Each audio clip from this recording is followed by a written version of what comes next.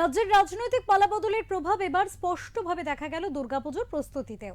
একসময় সুজিত বসুর উপস্থিতিতে যে শ্রীভূমি স্পোর্টিং ক্লাবের খুঁটি পুজো ছিল রাজ্যের অন্যতম আলোচিত পুজো, সেই শ্রীভূমির খুঁটি পুজো এবার অনুষ্ঠিত হলো অনাড়ম্বরভাবে সুজিত বসুকে ছাড়াই। কেবলমাত্র শ্রীভূমি নয়, এর আগে সুরুচির সঙ্গের খুঁটি পুজোতেও দেখা গিয়েছিল পরিবর্তনের ছবি। এবার শ্রীভূমিতেও সেই একই প্রতিচ্ছবি ফুটে উঠল।